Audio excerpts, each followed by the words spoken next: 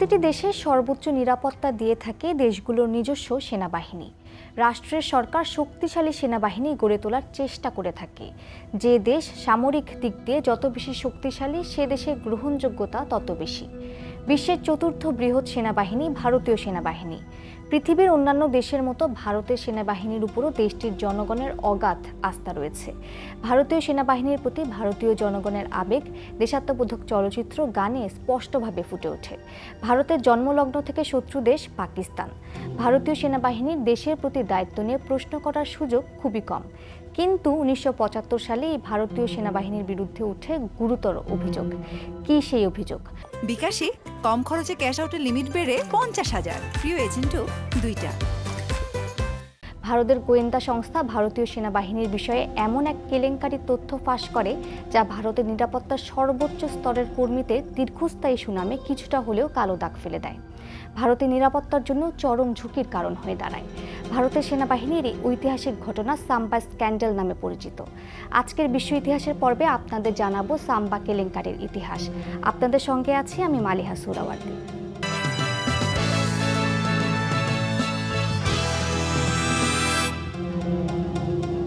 সাম্বা কোনো ব্যক্তির নাম না, এটি ভারতের একটি জায়গার নাম। জম্মু ও কাশ্মীরের আন্তর্জাতিক সীমান্ত থেকে মাত্র 40 কিলোমিটার দূরে অবস্থিত একটি জেলার নাম। শান্তশিষ্ট একটি সীমান্ত এলাকা থেকে, যেখানে ভারতীয় সেনাদের কঠোর নিরাপত্তা রয়েছে। এখানে শুধু সামরিক বাহিনীই নয়, প্রতিবেশী পাকিস্তান থেকে বিভিন্ন গোপন তথ্য সংগ্রহের আশায় ভারতীয় সেনাবাহিনীর একটি বিশেষ গোয়েন্দা unit, directorate of military intelligence বা এমআই থেকে কয়েক ডজন গোপন গোয়েন্দা কর্মকর্তাকেও এই এলাকায় মোতায়েন করা হয়েছে। এলাকাটির সংবেদনশীল ভৌগোলিক অবস্থানের কারণে ভারতীয় সেনাবাহিনীর 168 পদাতিক ব্রিগেডের সৈন্যদের সবকিছু নিয়ন্ত্রণে রাখার দায়িত্ব দেওয়া হয়। সাম্বাতেই ঘটে ভারতীয় সেনাবাহিনীর ইতিহাসের অন্যতম বিব্রতকর ঘটনা।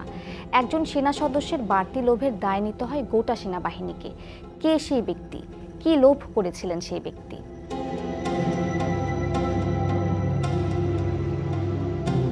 একসময় ভারত পাকিস্তান সীমান্তে কাঁটাতারের শক্ত বেড়া ছিল না। পথচারীরা অনায়াসেই দুই দেশে নিজেদের কার্যক্রম পরিচালনা করতে পারত। ব্রিগেডের একজন সদস্য ছিলেন সারওয়ান দাস। ইতিহাস অনুযায়ী তৎকালীন সেনাবাহিনীর ভাতায় সন্তুষ্ট ছিলেন না সারওয়ান। তিনি বাড়তি আয়ের জন্য বিভিন্ন পথ অনুসন্ধান করা শুরু করেন। নৈতিক বা অনৈতিকের চিন্তা করেননি তিনি। অবশেষে তিনি মানব পাচারের সঙ্গে জড়িয়ে পড়েন। ভেবে দেখলেন, যখন তার সামরিক পাহারা দেওয়ার দায়িত্ব থাকবে না, সেই সময়টাতে যদি ছোটখাটো পাচারের সাথে নিজেকে যুক্ত করতে পারেন, তাহলে বেশ কিছু অর্থ আসতে পারে। লোভের বশেই তিনি 1972 সালে এক বৃষ্টির রাতে প্রথমবারের মতো পাকিস্তান সফর করেছিলেন। তার এই সিদ্ধান্ত পরবর্তীতে যে 168 পদাতিক ব্রিগেডের সৈন্যদের জন্য বিপর্যয়কর প্রমাণিত হবে, তা সারওয়ান স্বপ্নেও কল্পনা করেনি।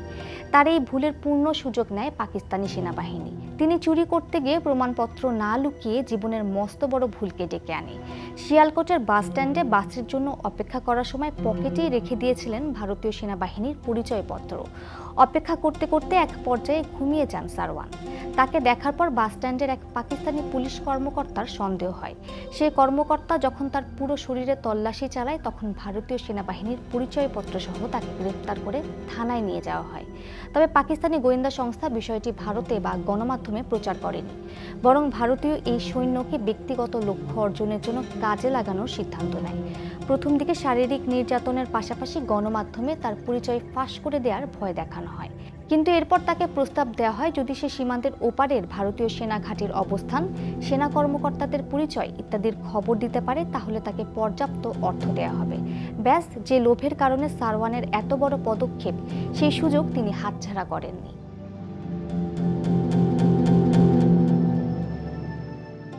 ভারতে বসে পাকিস্তানের হয়ে বিভিন্ন তথ্য বিভিন্ন সময়ে পাকিস্তানে পাচার করত সারওয়ান দাস।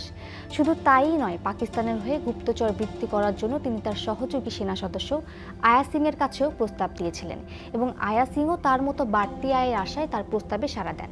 তারা প্রায় 3 বছর গুপ্তচর বৃত্তি করার পর ভারতীয় গোয়েন্দা সংস্থার হাতে ধরা পড়েন। সারওয়ান দাস ও তার সহযোগী আয়া সিংয়ের চক্রান্ত বের করার জন্য নাটক সাজাতে হয় ভারতীয় গোয়েন্দা সংস্থাকে।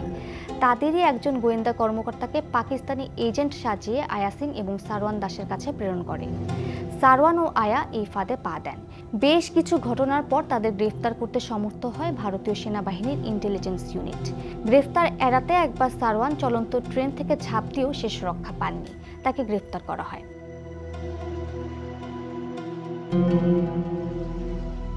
সাধারণভাবে সীমান্ত এলাকায় সামরিক গোয়েন্দা সংস্থাগুলোর একটি শক্তিশালী উপস্থিতি রয়েছে।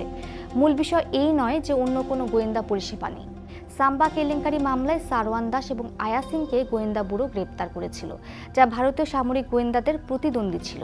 এই ঘটনা ঊর্ধ্বতন সামরিক গোয়েন্দা কর্মকর্তাদের গভীরভাবে ক্ষুব্ধ করেছে, কারণ তাদের চোখ ফাঁকি দিয়ে 168তম ইনফ্যান্ট্রি ব্রিগেডের এই 2 সদস্য গুপ্তচর বৃত্তি করছিল এবং ধরা পড়েছিল অন্য একটি গোয়েন্দা সংস্থার কাছে।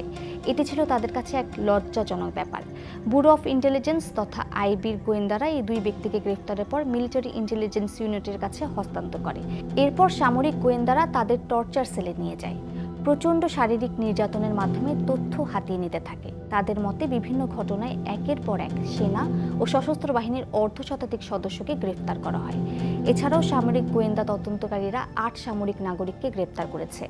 আয়া সিং এবং ক্যাপ্টেন দাস অন্যান্য সামরিক কর্মীদের নাম দিয়েছেন যারা পাকিস্তানি গুপ্তচর ছিলেন না, কিন্তু নির্মম নির্যাতন এড়াতে তাদের জেরা করা হয়েছিল। তবে এই দুজনের মতো তাদের উপরও নির্মম নির্যাতন চালানো হয়। পরবর্তীতে তারা আদালতে দ্বারস্থ হলে 60 জনের মধ্যে বেশ কিছু অভিযুক্ত সামরিক কর্মকর্তা ও সেনা সদস্য ন্যায় বিচার লাভ করেন, কিন্তু তাদেরকে আর সামরিক বাহিনীতে নিয়োগ দেওয়া হয়নি।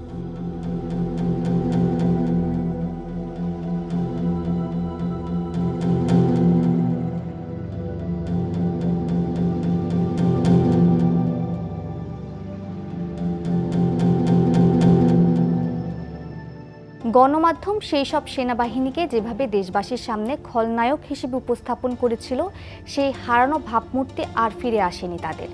দ্য সাম্বা স্ক্যান্ডাল এখন পর্যন্ত ভারতীয় সেনাবাহিনীর কলঙ্কিত অধ্যায়গুলোর একটি হয়ে স্থান পেয়েছে ইতিহাসে। আজ এ পর্যন্তই, আবার ফিরে আসবো নতুন কোনো ইতিহাস নিয়ে।